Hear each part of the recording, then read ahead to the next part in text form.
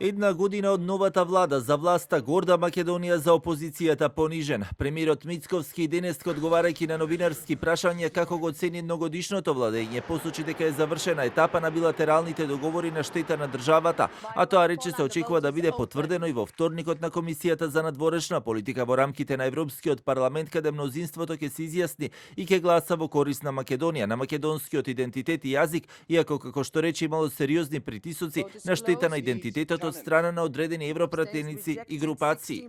Успеавме некако да го амортизираме оној удар кој што повторно некој сакаше да го нанесе врз македонскиот идентитет и јазик, а со тоа да го нарушат и кредибилитетот на самата Европска унија. За жал постојат и такви членови на Европскиот парламент, но среќа за нас што огромното мнозинство таму застануваат позади нашите аргументи.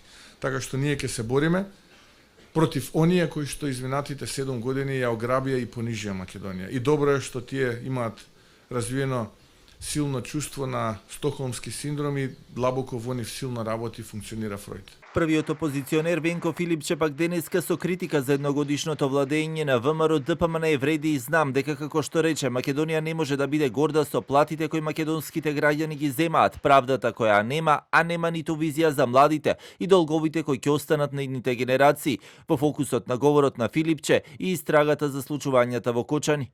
Нема гордост без достоинствени плати, без перспектива за младите, со партизирани институции и правда која важи за сите, освен за функционерите на власта. Вистината е болна. А вистината е дека добивме влада иста таква каква што граѓаните со револуција еднаш сменија. Власта јасно покажа за една година. Не сака правда. Сака контролирана правда.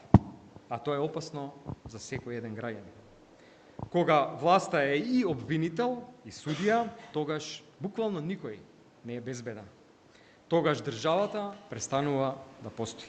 Новата влада која седна на Илинденска пред една година дојде со реконструкција на дел од постоечките, но и нови министерства. Она што престои периодот како приоритет се и реформските закони на патот кон евроинтеграциите, за кои неодамна премиерот тврдеше дека не е потребен бадентер, но дека постојат и такви кои се носат со двотретинско мнозинство, иако проблемот со бадентерот засега се уште постои откако Тараварија напушти власта. А пак парламентарното мнозинство, иако тврдеше дека е стабилно, исто така тврдеше дека се во преговори за проширување.